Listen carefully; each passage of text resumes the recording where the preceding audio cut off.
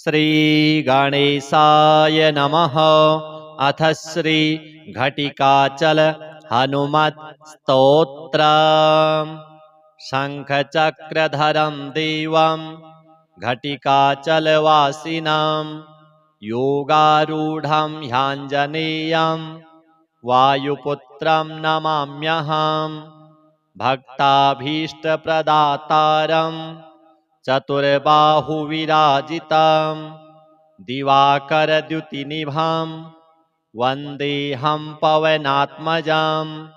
कौपीनमेखलासूत्रं स्वर्णकुण्डलमण्डितं लङ्घिताब्धिं रामदूतं नमामि सततं हरिं।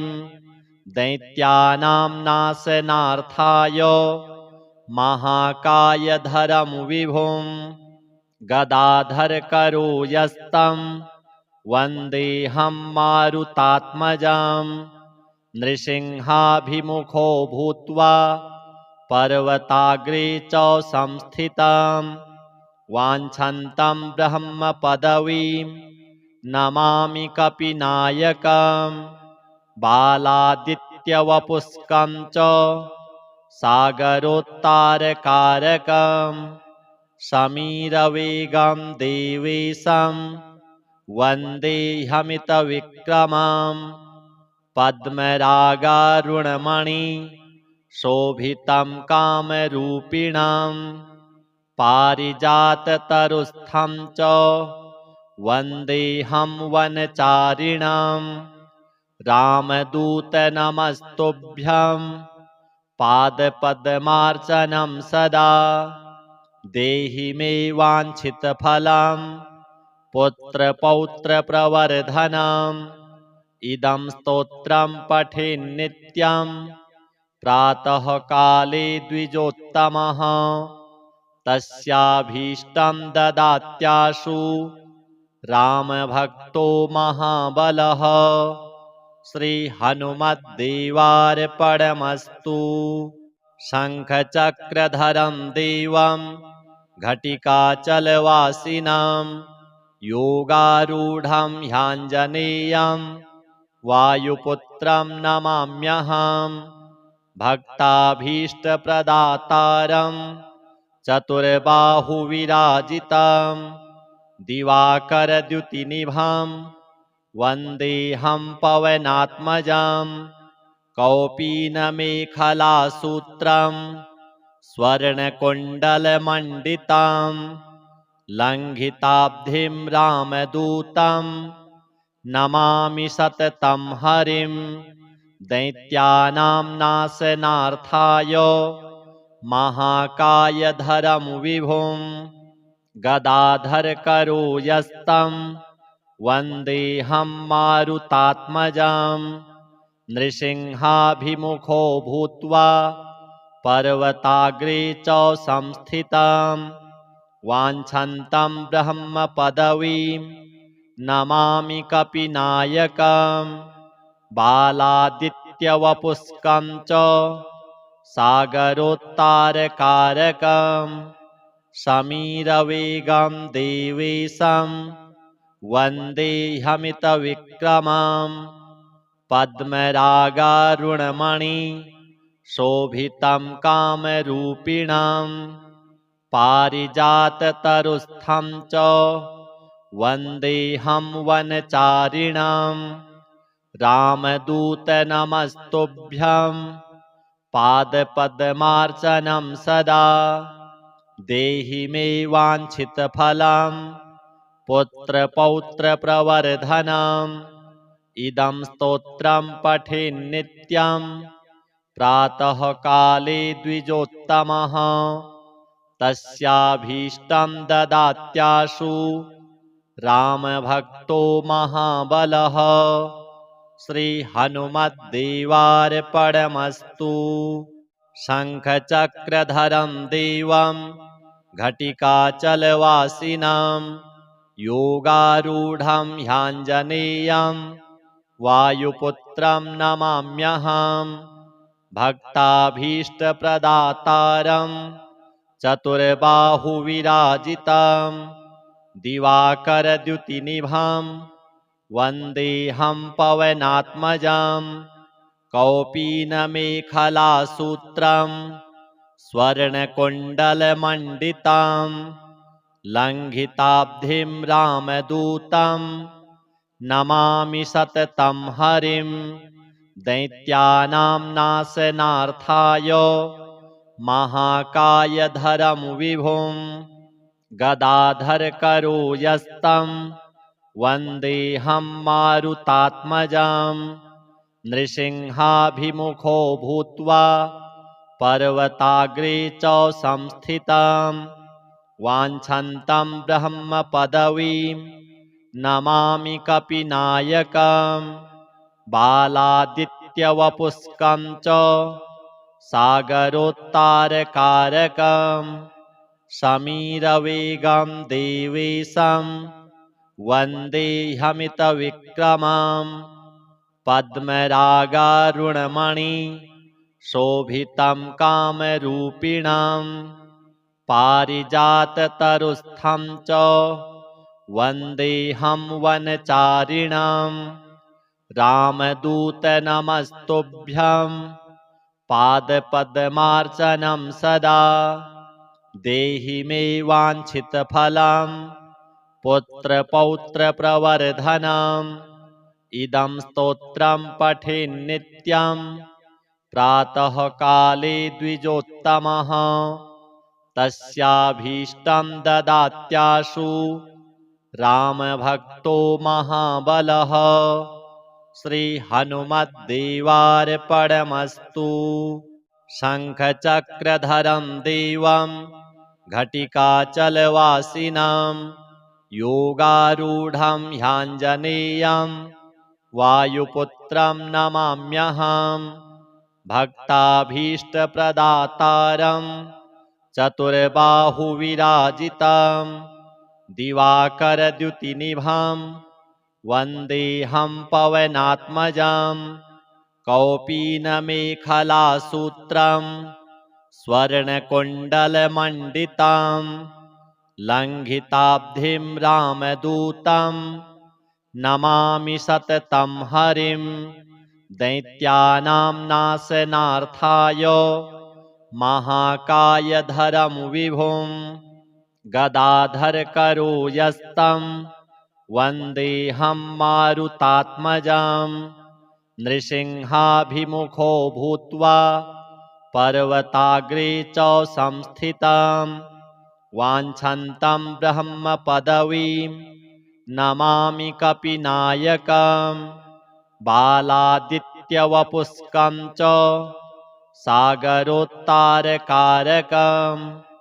समीरवेगं देवेशं वन्देऽहमितविक्रमं पद्मरागारुणमणि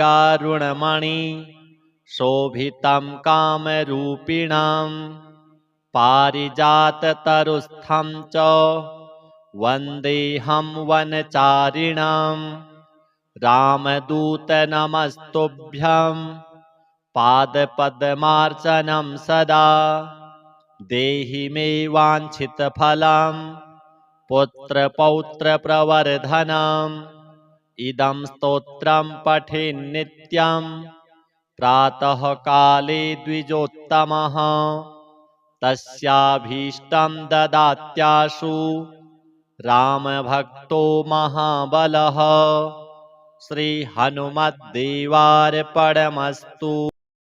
शङ्खचक्रधरं देवं घटिकाचलवासिनं योगारूढं ह्याञ्जनेयं वायुपुत्रं नमाम्यहं भक्ताभीष्टप्रदातारं चतुर्बाहुविराजितं दिवाकरद्युतिनिभां वन्देऽहं पवनात्मजां कौपीनमेखलासूत्रं स्वर्णकुण्डलमण्डितं लङ्घिताब्धिं रामदूतं नमामि सततं हरिं दैत्यानां नाशनार्थाय महाकायधरं विभुं गदाधरकरोयस्तं वन्देऽहं मारुतात्मजं नृसिंहाभिमुखो भूत्वा पर्वताग्रे च संस्थितं वाञ्छन्तं ब्रह्मपदवीं नमामि कपिनायकं बालादित्यवपुष्कं च सागरोत्तारकारकं समीरवेगं देवेशं वन्देऽहमितविक्रमं पद्मरागारुणमणि शोभितं कामरूपिणं पारिजाततरुस्थं च वन्देऽहं वनचारिणं रामदूतनमस्तुभ्यं पादपद्मार्चनं सदा देहि मे वाञ्छितफलं पुत्रपौत्रप्रवर्धनम् इदं स्तोत्रं पठेन्नित्यं प्रातः काले द्विजोत्तमः तस्याभीष्टं ददात्याशु रामभक्तो महाबलः श्रीहनुमद्देवार्पणमस्तु। शङ्खचक्रधरं देवं घटिकाचलवासिनं योगारूढं ह्याञ्जनेयं वायुपुत्रं नमाम्यहं भक्ताभीष्टप्रदातारं चतुर्बाहुविराजितं दिवाकरद्युतिनिभं वन्देऽहं पवनात्मजं कौपीनमेखलासूत्रं स्वर्णकुण्डलमण्डितं लङ्घिताब्धिं रामदूतं नमामि सततं हरिं दैत्यानां नाशनार्थाय महाकायधरं विभुं गदाधरकरोयस्तं वन्देऽहं मारुतात्मजं नृसिंहाभिमुखो भूत्वा पर्वताग्रे च संस्थितं वाञ्छन्तं ब्रह्मपदवीं नमामि कपिनायकं बालादित्यवपुष्कं च सागरोत्तारकारकं समीरवेगं देवेशं वन्देऽहमितविक्रमं पद्मरागारुणमणि शोभितं कामरूपिणं पारिजाततरुस्थं च वन्देऽहं वनचारिणं रामदूतनमस्तुभ्यं पादपद्मार्चनं सदा देहि मे वाञ्छितफलं पुत्रपौत्रप्रवर्धनम् इदं स्तोत्रं पठेन्नित्यं प्रातः काले द्विजोत्तमः तस्याभीष्टं ददात्याशु रामभक्तो महाबलः श्रीहनुमद्देवार्पणमस्तु। शङ्खचक्रधरं देवं घटिकाचलवासिनं योगारूढं ह्याञ्जनेयं वायुपुत्रं नमाम्यहं भक्ताभीष्टप्रदातारं चतुर्बाहुविराजितं दिवाकरद्युतिनिभं वन्देऽहं पवनात्मजं कौपीनमेखलासूत्रं स्वर्णकुण्डलमण्डितं लङ्घिताब्धिं रामदूतं नमामि सततं हरिं दैत्यानां नाशनार्थाय महाकायधरं विभुं गदाधरकरोयस्तं वन्देऽहं मारुतात्मजं नृसिंहाभिमुखो भूत्वा पर्वताग्रे च संस्थितं वाञ्छन्तं ब्रह्मपदवीं नमामि कपिनायकं बालादित्यवपुष्कं च सागरोत्तारकारकं समीरवेगं देवेशं वन्देऽहमितविक्रमं पद्मरागारुणमणि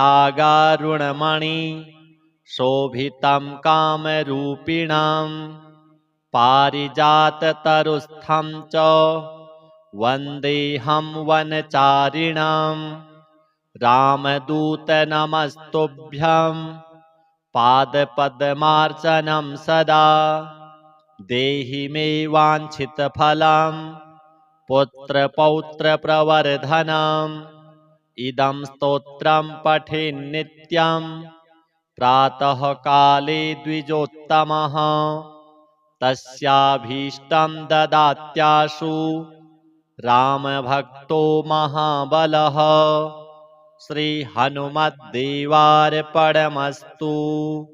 शङ्खचक्रधरं देवं घटिकाचलवासिनं योगारूढं ह्याञ्जनेयं वायुपुत्रं नमाम्यहं भक्ताभीष्टप्रदातारं चतुर्बाहुविराजितं दिवाकरद्युतिनिभं वन्देऽहं पवनात्मजं कौपीनमेखलासूत्रं स्वर्णकुण्डलमण्डितं लङ्घिताब्धिं रामदूतं नमामि सततं हरिं दैत्यानां नाशनार्थाय महाकायधरं विभुं गदाधरकरोयस्तं वन्देऽहं मारुतात्मजं नृसिंहाभिमुखो भूत्वा पर्वताग्रे च संस्थितं वाञ्छन्तं ब्रह्मपदवीं नमामि कपिनायकं बालादित्यवपुष्कं च सागरोत्तारकारकं समीरवेगं देवेशं वन्देऽहमितविक्रमं पद्मरागारुणमणि शोभितं कामरूपिणं पारिजाततरुस्थं च वन्देऽहं वनचारिणं रामदूत नमस्तुभ्यं पादपद्मार्चनं सदा देहि मे वाञ्छितफलं पुत्रपौत्रप्रवर्धनम् इदं स्तोत्रं पठेन्नित्यं प्रातःकाले द्विजोत्तमः तस्याभीष्टं ददात्याशु रामभक्तो महाबलः श्रीहनुमद्देवार्पणमस्तु। शङ्खचक्रधरं देवं घटिकाचलवासिनं योगारूढं ह्याञ्जनेयं वायुपुत्रं नमाम्यहं भक्ताभीष्टप्रदातारं चतुर्बाहुविराजितं दिवाकरद्युतिनिभं वन्देऽहं पवनात्मजं कौपीनमेखलासूत्रं स्वर्णकुण्डलमण्डितं लङ्घिताब्धिं रामदूतं नमामि सततं हरिं दैत्यानां नाशनार्थाय महाकायधरं विभुं गदाधरकरोयस्तं वन्देऽहं मारुतात्मजं नृसिंहाभिमुखो भूत्वा पर्वताग्रे च संस्थितं वाञ्छन्तं ब्रह्मपदवीं नमामि कपिनायकं बालादित्यवपुष्कं च सागरोत्तारकारकं समीरवेगं देवेशं वन्देऽहमितविक्रमं पद्मरागारुणमणि शोभितं कामरूपिणं पारिजाततरुस्थं च वन्देऽहं वनचारिणं रामदूत नमस्तुभ्यं पादपद्मार्चनं सदा देहि मे वाञ्छितफलम् पुत्रपौत्रप्रवर्धनम् इदं स्तोत्रं पठेन्नित्यं प्रातः काले द्विजोत्तमः तस्याभीष्टं ददात्याशु रामभक्तो महाबलः श्रीहनुमद्देवार्पणमस्तु। शङ्खचक्रधरं देवं घटिकाचलवासिनं योगारूढं ह्याञ्जनेयं वायुपुत्रं नमाम्यहम् भक्ताभीष्टप्रदातारं चतुर्बाहुविराजितं दिवाकरद्युतिनिभं वन्देऽहं पवनात्मजं कौपीनमेखलासूत्रं स्वर्णकुण्डलमण्डितं लङ्घिताब्धिं रामदूतं नमामि सततं हरिं दैत्यानां नाशनार्थाय महाकायधरं विभुं गदाधरकरो यस्तं वन्देऽहं मारुतात्मजं नृसिंहाभिमुखो भूत्वा पर्वताग्रे च संस्थितं वाञ्छन्तं ब्रह्मपदवीं नमामि कपिनायकं बालादित्यवपुष्कं च सागरोत्तारकारकं समीरवेगं देवेशं वन्देऽहमितविक्रमं पद्मरागारुणमणि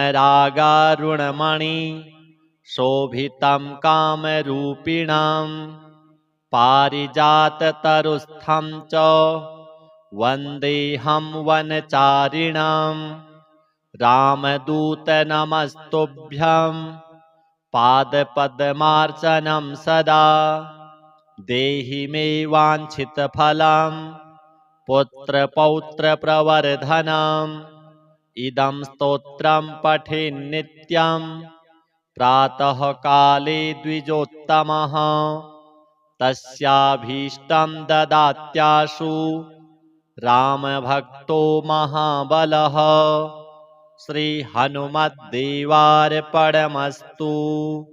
शङ्खचक्रधरं देवं घटिकाचलवासिनं योगारूढं ह्याञ्जनेयं वायुपुत्रं नमाम्यहम् भक्ताभीष्टप्रदातारं चतुर्बाहुविराजितं दिवाकरद्युतिनिभं वन्देऽहं पवनात्मजं कौपीनमेखलासूत्रं स्वर्णकुण्डलमण्डितं लङ्घिताब्धिं रामदूतं नमामि सततं हरिं दैत्यानां नाशनार्थाय महाकायधरं विभुं गदाधरकरो यस्तं वन्देऽहं मारुतात्मजं नृसिंहाभिमुखो भूत्वा पर्वताग्रे च संस्थितं वाञ्छन्तं ब्रह्मपदवीं नमामि कपिनायकं बालादित्यवपुष्कं च सागरोत्तारकारकं समीरवेगं देवेशं वन्देऽहमितविक्रमं पद्मरागारुणमणि शोभितं कामरूपिणं पारिजाततरुस्थं च वन्देऽहं वनचारिणं रामदूतनमस्तुभ्यं पादपद्मार्चनं सदा देहि मे वाञ्छितफलं पुत्रपौत्रप्रवर्धनम् इदं स्तोत्रं पठेन्नित्यं प्रातः काले द्विजोत्तमः तस्याभीष्टं ददात्याशु रामभक्तो महाबलः श्रीहनुमद्देवार्पणमस्तु।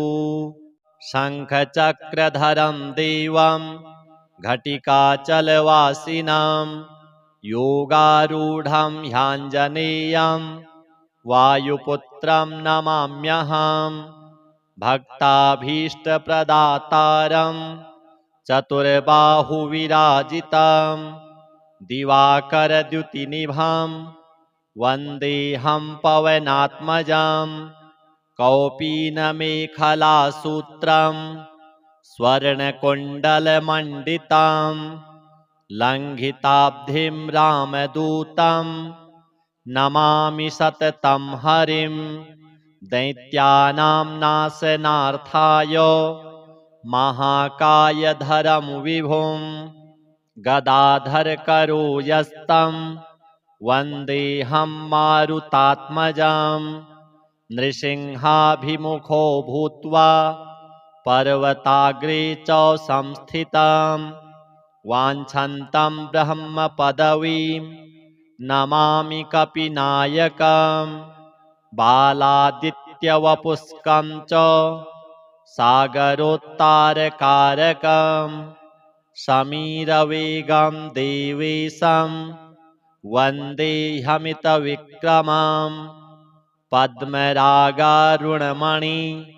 शोभितं कामरूपिणं पारिजाततरुस्थं च वन्देऽहं वनचारिणां रामदूत नमस्तुभ्यं पादपद्मार्चनं सदा देहि मे वाञ्छितफलं पुत्रपौत्रप्रवर्धनम् इदं स्तोत्रं पठेन्नित्यं प्रातःकाले द्विजोत्तमः तस्याभीष्टं ददात्याशु रामभक्तो महाबलः श्रीहनुमद्देवार्पणमस्तु।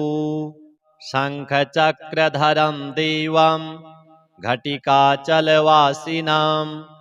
योगारूढं ह्याञ्जनेयं वायुपुत्रं नमाम्यहम् भक्ताभीष्टप्रदातारं चतुर्बाहुविराजितं दिवाकरद्युतिनिभां वन्देऽहं पवनात्मजां कौपीनमेखलासूत्रं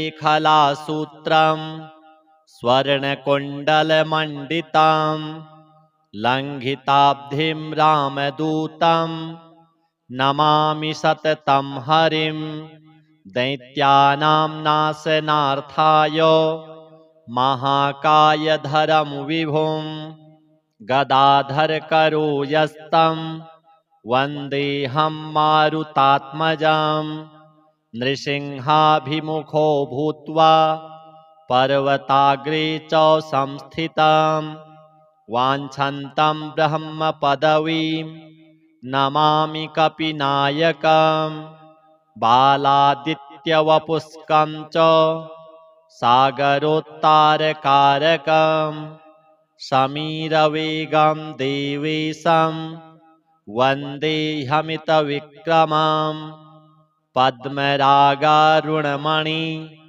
शोभितं कामरूपिणं पारिजाततरुस्थं च वन्देऽहं वनचारिणां रामदूत नमस्तुभ्यं पादपद्मार्चनं सदा देहि मे वाञ्छितफलं पुत्रपौत्रप्रवर्धनम् इदं स्तोत्रं पठेन्नित्यं प्रातःकाले द्विजोत्तमः तस्याभीष्टं ददात्याशु रामभक्तो महाबलः श्रीहनुमद्देवार्पणमस्तु।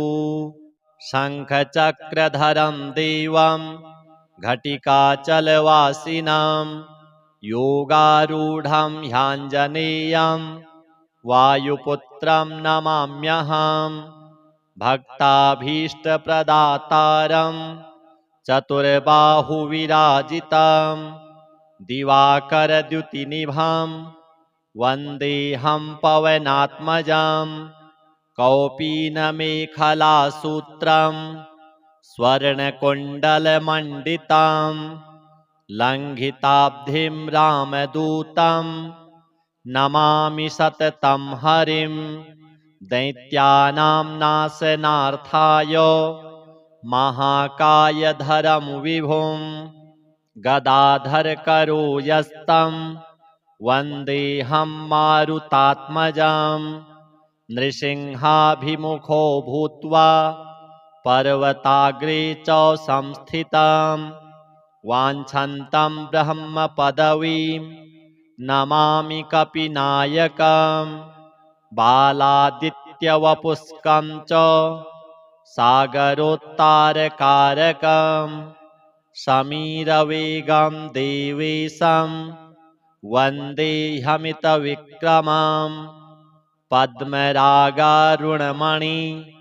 शोभितं कामरूपिणं पारिजाततरुस्थं च वन्देऽहं वनचारिणं रामदूत नमस्तुभ्यं पादपद्मार्चनं सदा देहि मे वाञ्छितफलं पुत्रपौत्रप्रवर्धनम् इदं स्तोत्रं पठेन्नित्यं प्रातःकाले द्विजोत्तमः तस्याभीष्टं ददात्याशु रामभक्तो महाबलः श्रीहनुमद्देवार्पणमस्तु।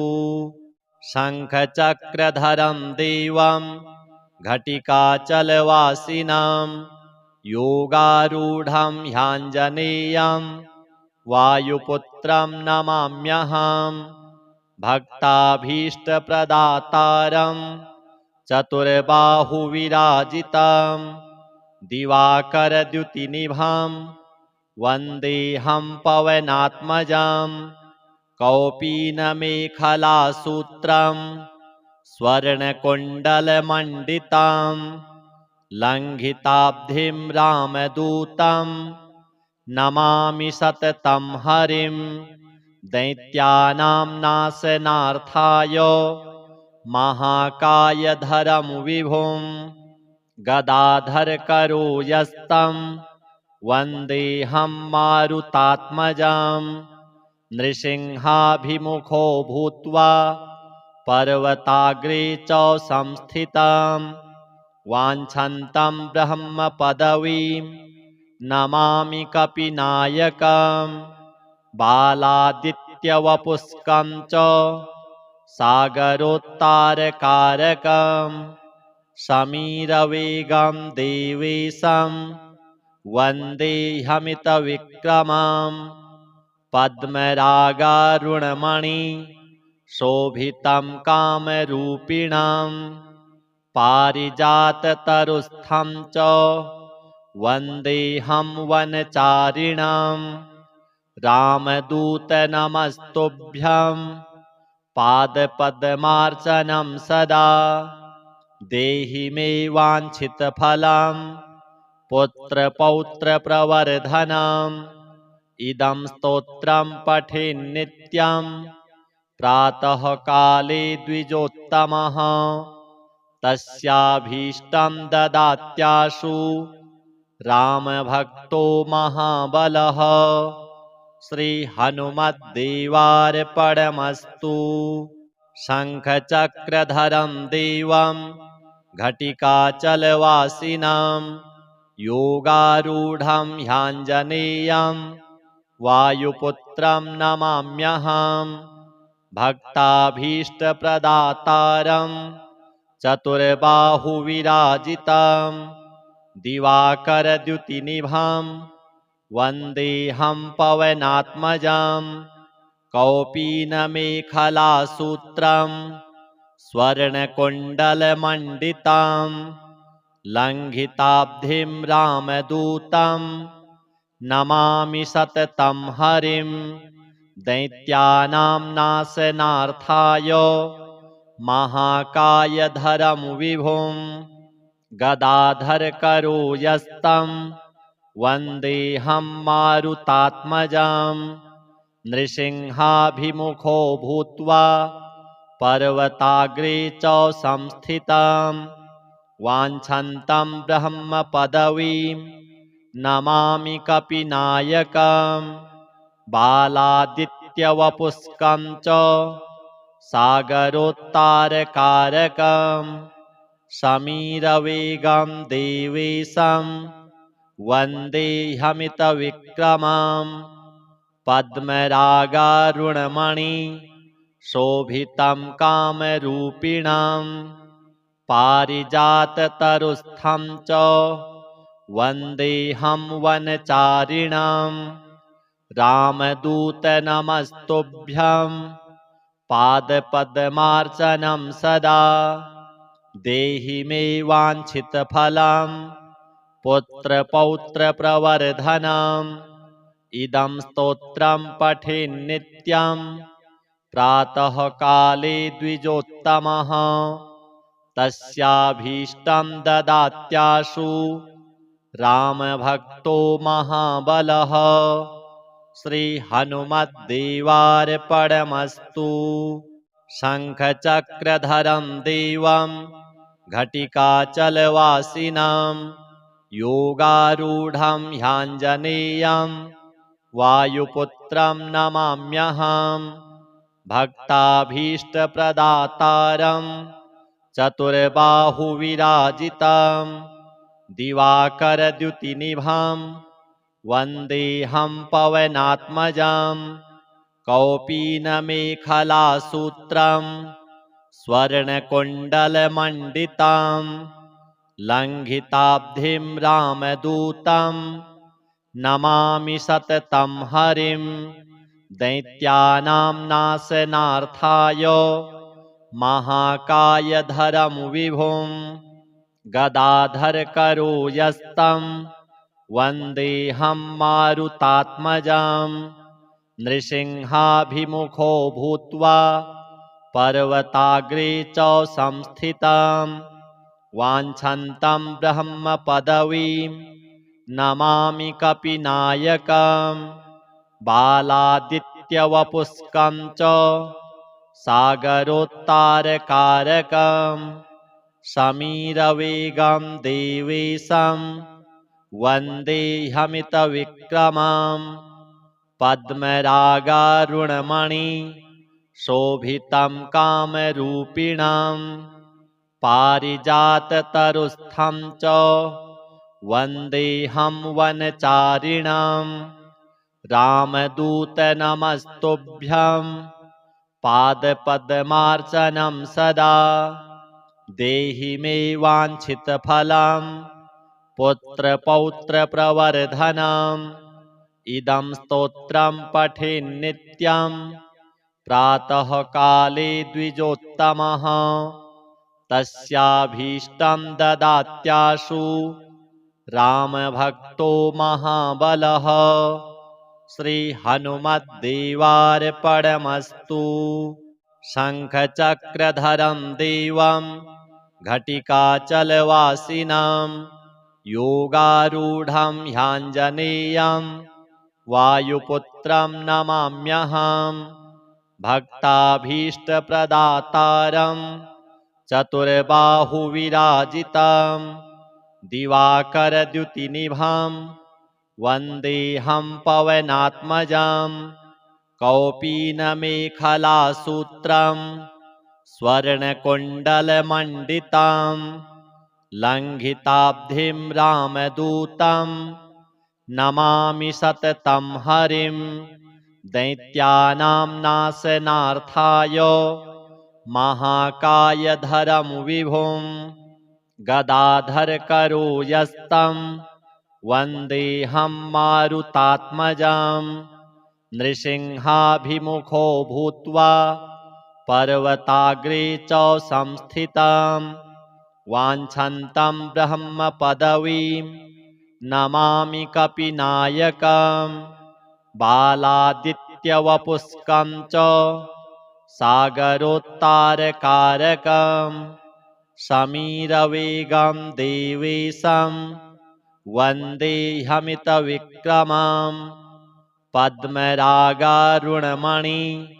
शोभितं कामरूपिणं पारिजाततरुस्थं च वन्देऽहं वनचारिणां रामदूतनमस्तुभ्यं पादपद्मार्चनं सदा देहि मे वाञ्छितफलं पुत्रपौत्रप्रवर्धनम् इदं स्तोत्रं पठेन्नित्यं प्रातः काले द्विजोत्तमः तस्याभीष्टं ददात्याशु रामभक्तो महाबलः श्रीहनुमद्देवार्पणमस्तु। शङ्खचक्रधरं देवं घटिकाचलवासिनं योगारूढं ह्याञ्जनेयं वायुपुत्रं नमाम्यहम् भक्ताभीष्टप्रदातारं चतुर्बाहुविराजितं दिवाकरद्युतिनिभं वन्देऽहं पवनात्मजं कौपीनमेखलासूत्रं स्वर्णकुण्डलमण्डितं लङ्घिताब्धिं रामदूतं नमामि सततं हरिं दैत्यानां नाशनार्थाय महाकायधरं विभुं गदाधरकरो यस्तं वन्देऽहं मारुतात्मजं नृसिंहाभिमुखो भूत्वा पर्वताग्रे च संस्थितं वाञ्छन्तं ब्रह्मपदवीं नमामि कपिनायकं बालादित्यवपुष्कं च सागरोत्तारकारकं समीरवेगं देवेशं वन्देऽहमितविक्रमं पद्मरागारुणमणि शोभितं कामरूपिणं पारिजाततरुस्थं च वन्देऽहं वनचारिणां रामदूतनमस्तुभ्यं पादपद्मार्चनं सदा देहि मे वाञ्छितफलं पुत्रपौत्रप्रवर्धनम् इदं स्तोत्रं पठेन्नित्यं प्रातः काले द्विजोत्तमः तस्याभीष्टं ददात्याशु रामभक्तो महाबलः श्रीहनुमद्देवार्पणमस्तु। शङ्खचक्रधरं देवं घटिकाचलवासिनं योगारूढं ह्याञ्जनेयं वायुपुत्रं नमाम्यहम् भक्ताभीष्टप्रदातारं चतुर्बाहुविराजितं दिवाकरद्युतिनिभं वन्देऽहं पवनात्मजं कौपीनमेखलासूत्रं स्वर्णकुण्डलमण्डितं लङ्घिताब्धिं रामदूतं नमामि सततं हरिं दैत्यानां नाशनार्थाय महाकायधरं विभुं गदाधरकरो यस्तं वन्देऽहं मारुतात्मजं नृसिंहाभिमुखो भूत्वा पर्वताग्रे च संस्थितं वाञ्छन्तं ब्रह्मपदवीं नमामि कपिनायकं बालादित्यवपुष्कं च सागरोत्तारकारकं समीरवेगं देवेशं वन्देऽहमितविक्रमं पद्मरागारुणमणि शोभितं कामरूपिणं पारिजाततरुस्थं च वन्देऽहं वनचारिणां रामदूतनमस्तुभ्यं पादपद्मार्चनं सदा देहि मे वाञ्छितफलं पुत्रपौत्रप्रवर्धनम् इदं स्तोत्रं पठेन्नित्यं प्रातः काले द्विजोत्तमः तस्याभीष्टं ददात्याशु रामभक्तो महाबलः श्रीहनुमद्देवार्पणमस्तु। शङ्खचक्रधरं देवं घटिकाचलवासिनं योगारूढं ह्याञ्जनेयं वायुपुत्रं नमाम्यहम्। भक्ताभीष्टप्रदातारं चतुर्बाहुविराजितं दिवाकरद्युतिनिभं वन्देऽहं पवनात्मजं। कौपीनमेखलासूत्रं स्वर्णकुण्डलमण्डितं लङ्घिताब्धिं रामदूतं नमामि सततं हरिं।